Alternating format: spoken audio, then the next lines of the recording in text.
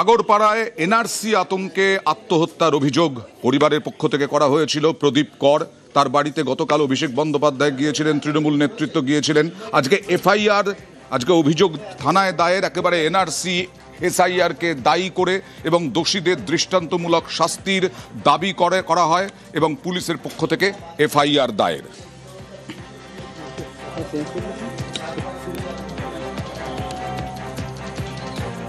মিথ্যে অভিযোগ দাবি শুভেন্দুর। আঙুল কাটা হাত দিয়ে কিভাবে সুইসাইড নোট, প্রশ্ন তুলে সেন্ট্রাল ফরেন্সিক দিয়ে পরীক্ষার দাবি। আর কুণাল ঘোষের দাবি বাঁ হাত দিয়ে কাজে অভ্যস্ত প্রদীপ কর। রান্না করার ছবি দেখিয়ে দাবি কুণাল ঘোষের মৃত্যু নিয়ে কটাক্ষ না করে আতঙ্ক কমাক বিজেপি। তো পুরো সাজানো, সব লোক জানে। এখন 7ই ফেব্রুয়ারি পর্যন্ত গাছ থেকে পড়ে গেলে, বাজ পড়ে মারা গেলেও এইসব করবে। সম্পূর্ণ মিথ্যা, সাজানো। ওই হাতের অক্ষরও উনার নয়। এদের যদি জম থাকে ওই চিঠিটা সেন্ট্রাল ফরেন্সিক ল্যাবে পাঠানো। ও রাজ্য সরকারের ফরেন্সিক, এখানে কি হয় ফরেন্সিক জানে। সেন্ট্রাল ফরেন্সিক ল্যাবে হোক এবং হাইকোর্টের তত্ত্বাবধানে হোক। বলছি দাদা, একজন তাহলে দুধ কা দুধ পানি কা পানি হয়ে যাবে।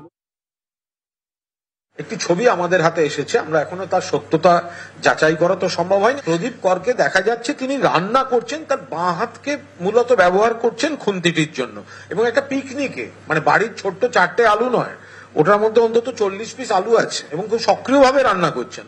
ফলে একজনের মৃত্যু নিয়ে ডান হাত অকেজো লিখলেন কি করে, তার মৃত্যু নিয়ে কটাক্ষ না করে আমার মনে হয় this is a unfortunate case and related to this panic of SIR, NRC related panic. So we must address this problem properly. আর আজকে আগরপাড়ায় প্রতিবাদ মিছিল। আগরপাড়ায় এনআরসি আতঙ্কে আত্মঘাতী। প্রতিবাদে আগরপাড়ায় মিছিল তৃণমূলের জাস্টিস ফর প্রদীপ কর স্লোগান।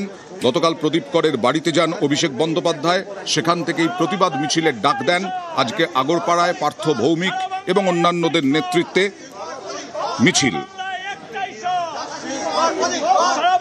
আর এই যে ক্ষিতীশ মজুমদারের আত্মহত্যা, অভিযোগ এসআইআর এর আতঙ্কে আজকেও তোপ দাগলেন বিজেপিকে মুখ্যমন্ত্রী মমতা বন্দ্যোপাধ্যায়। মুখ্যমন্ত্রী লিখেছেন, বিজেপির ভয়, বিভাজন এবং ঘৃণার রাজনীতির করুণ পরিণতি আমরা দেখছি। নির্বাচন কমিশন বাংলায় এসআইআর ঘোষণা করার 72 ঘন্টার মধ্যেই বিজেপির তরফে যা ঘটানো হচ্ছে তাতে একের পর এক দুর্ঘটনা ঘটেছে, যা সহজেই এড়ানো যেত। পরিবার পরিজন নিয়ে নিজেদেরই ভিটে থেকে উচ্ছেদ করা হতে পারে। এই ভয়ে পশ্চিম মেদিনীপুরের কোতোয়ালির 95 বছরের ক্ষিতীশ মজুমদার জীবন শেষ করে দিলেন, যিনি তার মেয়ের সঙ্গে বীরভূমের ইলামবাজারে থাকতেন। এই রাজনৈতিকভাবে প্ররোচিত মর্মান্তিক ঘটনার জবাব কে দেবে? স্বরাষ্ট্রমন্ত্রীকে দায়িত্ব নেবেন? বিজেপি এবং তার সহযোগীরা যাদের তত্ত্বাবধানে এই ভয়ের মনোভাব ছড়িয়ে পড়েছে, তারা কি সাহস করে কথা বলতে পারবেন? আমরা একজন বৈধ নাগরিককেও বহিরাগত হিসেবে চিহ্নিত করতে দেব না। জনগণের অধিকার রক্ষার জন্য এবং বিজেপি এবং তার সহযোগীদের আমাদের দেশের সামাজিক কাঠামো ছিন্ন ভিন্ন করার ঘৃণ্য এজেন্ডার বিরুদ্ধে আমাদের শেষ রক্তবিন্দু পর্যন্ত লড়াই করবে, লিখেছেন মমতা বন্দ্যোপাধ্যায়।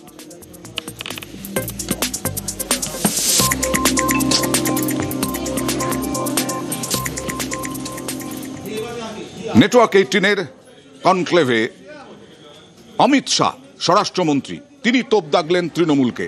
এসআইআর বিরোধিতায় তৃণমূলকে তোপ অমিত শাহের। कितने सारे लोगों की मृत्यु होती है, कितने सारे नए मतदाता आते हैं, कितने सारे लोगों के एड्रेस बदलते हैं, ढेर सारे घुसपैठिए घुसे।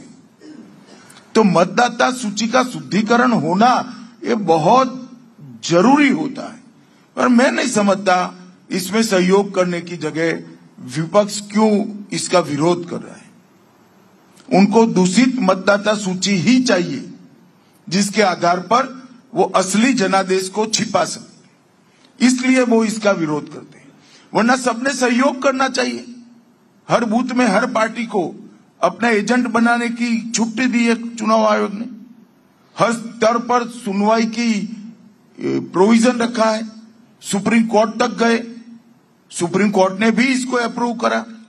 अब क्या आपत्ति है, मैं तो समझ नहीं सकता। केवल घुसपैठियों को बचाने के लिए विशेषकर बंगाल और बंगाल की मुख्यमंत्री एसआईआर का विरोध कर रही है। भारतीय जनता पार्टी एसआईआर की एक्सरसाइज के साथ, एनडीए एसआईआर की एक्सरसाइज के साथ एक मुश्त होकर चुनाव आयोग के समर्थन में।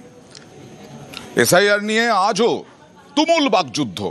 শুভেন্দু অধিকারীর দাবি কোথাও এসআইআর বিরোধিতা নেই, শুধু এ রাজ্যে তৃণমূল এসআইআর বিরোধিতা করছে।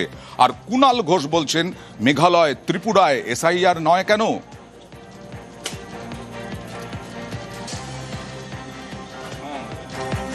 বারোটা রাজ্যে এবং কেন্দ্রশাসিত অঞ্চলে হচ্ছে, কারো চুলকাচ্ছে না। এটা তো নতুন নয়, 2002 সালে তো এসআইআর হয়েছে, 26 লক্ষ ভোটার বাদ গেছে।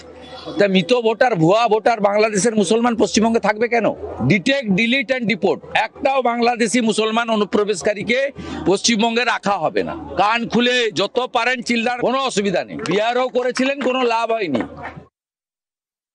বিহারে বিরোধিতা হয়নি। বিজেপি যেখানে এটা করতে যাচ্ছে সেখানে যারা বিরোধী দল সেখানেই আপত্তি তুলবে। তো পরিষ্কার বলছি, সামনে যে কটি রাজ্যের ভোট আছে তার মধ্যে একমাত্র পশ্চিমবঙ্গে এটা হতে চলেছে। বিহারে করেছে যেহেতু ভোট। এই যে অনুপ্রবেশ বলছেন অমিত শাহ, এই রোহিঙ্গা বলে, কোথা থেকে হবে? মায়ানমার থেকে হবে। তাহলে মায়ানমারের লাগোয়া যে রাজ্যগুলো আছে সেই রাজ্যগুলোতে এসআইআর হচ্ছে না, বাংলায় এসআইআর হচ্ছে। বাকি রাজ্য বাদ গেল কেন? ত্রিপুরা বাদ গেল? আবার বলছে এখানে রোহিঙ্গা আছে। আর গতকাল থেকে আমরা দেখাচ্ছি যে বিভিন্ন জেলায় বিভিন্ন বুথে যে ভোটার তালিকা, সেই ভোটার তালিকায় হার্ড কপিতে তাদের নাম ছিল 2002 সালের ভোটার তালিকায়, কিন্তু এখন আপলোড যে ভোটার তালিকা হয়েছে তাতে তাদের নাম নেই, অনেকেরই নাম নেই। আর এই নিয়ে আজকে তৃণমূল তোপ দাগলো কেন্দ্র এবং নির্বাচন কমিশনকে, বিজেপিকেও। এসআইআর এর নামে চুপি চুপি কারচুপি, কমিশনের বিরুদ্ধে সরব তৃণমূল। হাজার হাজার বৈধ ভোটারের নাম বাদের অভিযোগ, আপলোডেই কারসাজির অভিযোগ তৃণমূলের।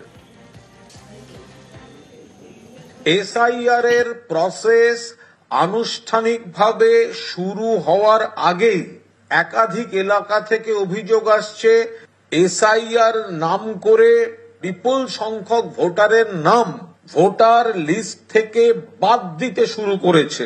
2002 ভোটার লিস্টের নাম থাকাটা একটা অন্যতম মাপকাঠি। এইবার দেখা যাচ্ছে 2002 যে ভোটার লিস্ট, যার হার্ড কপি অনেকের কাছেই আছে, যারা রাজনৈতিক প্রক্রিয়ায় ছিলেন অনেকের কাছেই থাকবে, তো সেখানে নাম আছে, অথচ এই 2002 ভোটার লিস্ট বলে যেটা এখন ওয়েবসাইটে আপলোড করা হয়েছে তাতে বিপুল পরিমাণ ভোটার নেই। এটা কি করে হতে পারে? তারা কোথায় যাচ্ছেন? তার ব্যাখ্যা কোথায়? আর এসআইআর শুরু হওয়ার আগে কি করে এই কারচুপিটা হতে পারে? এই জন্যই আমরা পরিষ্কার বলছি, চুপি চুপি কারচুপি। আর পাল্টা তোপ দাগলেন সুকান্ত মজুমদার। যে কোনো পদ্ধতি করতে গেলে ত্রুটিগত সমস্যা আসতে পারে, সেই সমস্যার ক্ষেত্রে নির্বাচন কমিশনকে জানাতে হবে। নির্বাচন কমিশনের গোটা পদ্ধতিটা যদি এসআইআর আপনারা ভালো করে ওটাকে অ্যানালাইসিস করেন বা দেখেন, তাহলে আপনারা দেখতে পাবেন নির্বাচন কমিশন প্রতি পদে ভুল হলে পরে আমার নাম বাদ চলে গেল ধরুন, তবে কিভাবে ঠিক করবো তার জন্য ফর্ম নাম্বার বলে দিয়েছে, অর্থাৎ তার জন্য আলাদা ব্যবস্থা রেখেছে। প্রত্যেকটি পদে পদে সেই ব্যবস্থা আছে। সেই ব্যবস্থার লাভটা নিতে হবে তৃণমূল কংগ্রেসকে। তৃণমূল কংগ্রেস তাদের যদি অভিযোগ থাকে, অভিযোগের পরিপ্রেক্ষিতে তারা নির্বাচন কমিশনের কাছে তাদের বক্তব্য রাখবে, নির্বাচন কমিশন উত্তর দেবে। অভিযোগ বিজেপি অফিসে বসেই চক্রান্ত হচ্ছে, কারচুপি করছে বিজেপি, কমিশনকে পাঠিয়ে দিচ্ছে কারচুপি করে সেই লিস্ট। আর মন গড়া কথা বলার সীমা থাকা উচিত, ত্রুটি থাকলে শোধরানোর দায় কমিশনের, বিজেপির কোনো ভূমিকা নেই। কুণালের অভিযোগ খণ্ডন দেবজিৎ সরকারের। এই যে এরা বলছে, এরা জানে এই চক্রান্তটা, এই যে মুখে বলছে না এত লোক বাদ যাবে, এটা পরিকল্পিত চক্রান্ত। বিজেপির পার্টি অফিসে বসে চক্রান্ত হয়েছে, সেই চক্রান্ত ইলেকশন কমিশনের মাধ্যমে তাদের ওয়েবসাইটে উঠছে। না হলে বিজেপির নেতারা কি করে বলতে পারেন এসআইআর এর আগে বলছেন এতজন বাদ যাচ্ছে? তার কারণ তারা জানেন যে তারা এতগুলো মানুষের নাম, এর মধ্যে হিন্দু রয়েছে অনেক, মুসলিম রয়েছেন, অন্য ধর্ম রয়েছেন। এই বিপদটা শুধুমাত্র যদি কেউ ভাবেন যে অমুক ধর্মের বিপদ নয়, এটা সকলের বিপদ। দেখুন, বিজেপি পার্টি অফিসে বসে এটা হচ্ছে, এটা কেন বলছেন? মানে এ তো কোনো অদ্ভুত কথাবার্তা। মন গড়ায় কথা বলার একটা সীমা থাকা উচিত। বিজেপি পার্টি অফিসে বসে হচ্ছে, তৃণমূল পার্টি অফিসে বসে হচ্ছে, কিংবা অন্য কোনো পার্টি অফিসে বসে হচ্ছে, বা রাস্তার চায়ের দোকানে বসে হচ্ছে, এইসব কথা বলার মানে কি? যদি কিছু ত্রুটি হয়ে থাকে সেই ত্রুটি কমিশনের অফিসে বসেই হয়েছে, কিংবা যারা কমিশনকে ইনপুট দিয়েছেন তাদের তরফ থেকে হয়েছে, সেটা কমিশন দেখবেন। আর এই যে নাম উধাও এর ভুড়ি ভুড়ি অভিযোগ করছেন কুণাল ঘোষ, তৃণমূল করছে এবার রিপোর্ট তলব কমিশনের। নাম উধাওয়ে রিপোর্ট তলব করল মুখ্য নির্বাচন কমিশন। তাদের বলা হয়েছে তৃণমূলের অভিযোগের ভিত্তিতে উত্তর 24 পরগনা, কোচবিহারের ডিএমকে রিপোর্ট দেওয়ার নির্দেশ নির্বাচন কমিশনের। আর তৃণমূল মুখপাত্র কুণাল ঘোষ তিনি অভিযোগ শুধু করেননি, তিনি তদন্তেরও দাবি জানিয়েছিলেন। Booth number 2 Natabari assembly constituency Cooch Behar, 2002 এর যে ভোটার লিস্ট তাতে 717টি নাম ছিল। এটা হচ্ছে সেই হার্ড কপিটা, কিন্তু এখন যে অনলাইন যেটা আপলোড করা হয়েছে ওই একই বুথে সেখানে দেখা যাচ্ছে 140। তাহলে 717 থেকে 140 হলো কি করে? এই জবাব কে দেবে? বুথ নাম্বার 160 মাথা ভাঙা, ওখানে 2002 সালে মোট ভোটার ছিল 846। 417 নম্বর যে মানুষটি ছিল সেখান থেকে 841 নম্বর যিনি রয়েছেন এই সিরিয়াল নাম্বার, এদের কোনো ট্রেস নেই। আরো বিস্ময়কর ঘটনা উত্তর 24 পরগনার অশোকনগরে বুথ নাম্বার 159, বলছে ভোটার নেই, একটা বুথ আছে, ভোটাররা গেলেন কোথায়? নারায়ণ গোস্বামী আমাদের অশোকনগরের এমএলএ ইতিমধ্যেই ইলেকশন কমিশনে কমপ্লেন করেছেন। এই 2002 শব্দটার মধ্যেও একটা বিরাট কারচুপি ঢুকিয়ে রাখা হয়েছে কিনা তদন্ত দরকার, অবিলম্বে তদন্ত দরকার। এবার নতুন করে উধাও হওয়ার অভিযোগ উঠল মাথা ভাঙায়। 425 জনের নাম উধাও। 846 জন ভোটারের মধ্যে 425 জনের নাম উধাও মাথা ভাঙার একটি বুথে। মাথা ভাঙায় 846 ভোটারের মধ্যে 2002 সালের ভোটার তালিকা থেকে নাম উধাও।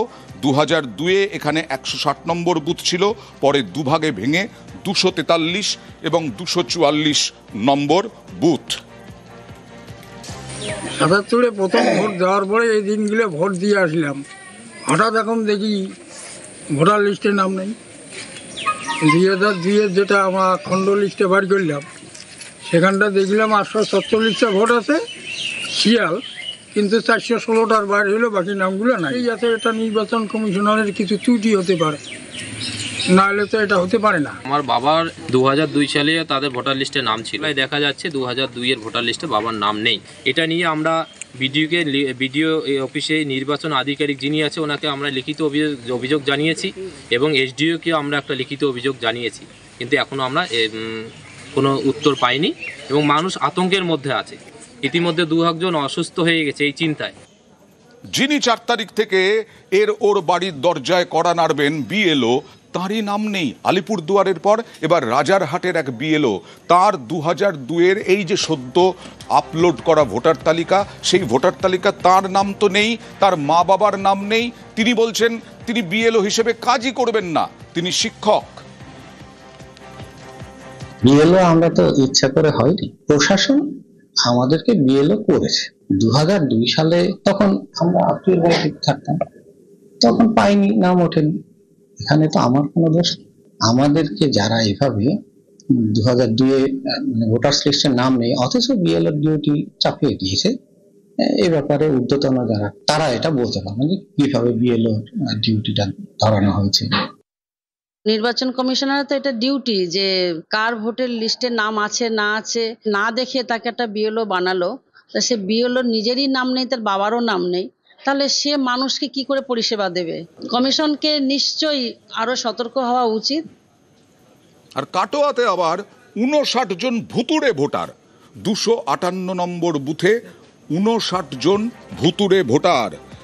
তালিকায় ভূত 1125 জনের ভোটার লিস্টে মৃত 59, কেউ 5 বছর আগে, কেউ 12 বছর আগে মৃত, কেউ 5 বছর আগে, কেউ 12 বছর আগে মারা গেছেন। ভুতুড়ে ভোটার তালিকা কমিশনে জমা বিজেপির।